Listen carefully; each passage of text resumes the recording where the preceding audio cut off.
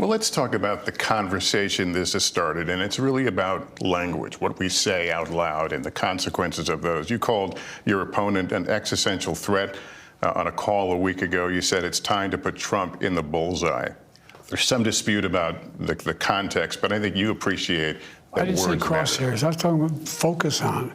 Look, the truth of the matter was, what I guess I was talking about at the time was, there was very little focus on Trump's agenda. Yeah, the term is bullseye. It was a mistake to use the word. I didn't say crosshairs. I meant bullseye. I meant focus on him. Focus on what he's doing. Focus on his policies. Focus on the number of lies he told in the debate. Focus. I mean, there's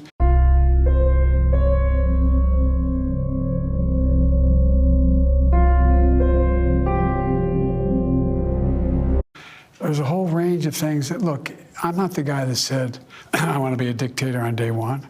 I'm not the guy that refused to accept the outcome of the election. I'm not the guy who said that won't accept the outcome of this election automatically. You can't only love your country when you win. And so the focus was on what he's saying, and I mean, the idea. But have you taken a step back and done a little soul searching on things that you may have said that could incite people who are not balanced? Well, I don't think, look, how do you talk about the threat to democracy, which is real, when a president says things like he says? Do you just not say anything because it may incite somebody? Look, I have not engaged in that rhetoric. Now, my opponent is engaged in that rhetoric. He talks about there'll be a bloodbath if he loses, talking about how he's going to forgive all the, actually, I guess, suspend the sentences of all those who were arrested and sentenced to go to jail because of what happened in the Capitol. I'm not out there making fun of, like, remember the picture of Donald Trump when Nancy Pelosi's husband was hit with a hammer, joking about it?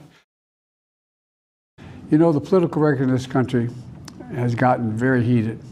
It's time to cool it down. Is it acceptable that you have still not heard, at least publicly, from the Secret Service director? Oh, I've heard from him. But have you heard from her publicly? Publicly, I've sat down in a situation room downstairs with the Secret Service, the FBI, the national security agencies, the Homeland Security, all the major elements. The view is that Trump and the MAGA Republican agenda is a threat to democracy. So how do you get that message across while bringing the temperature down? How is that phrasing going to be replaced? Is it going to be replaced? Well, look, what I can say is this. We have our differences, and it's okay to have our differences. And it is okay to speak to someone's record, to speak to someone's character.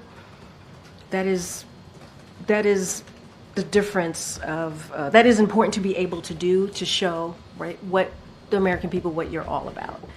We're just going to continue to denounce violence. It is important to do that, forcefully be against violence. Political violence has no place in America.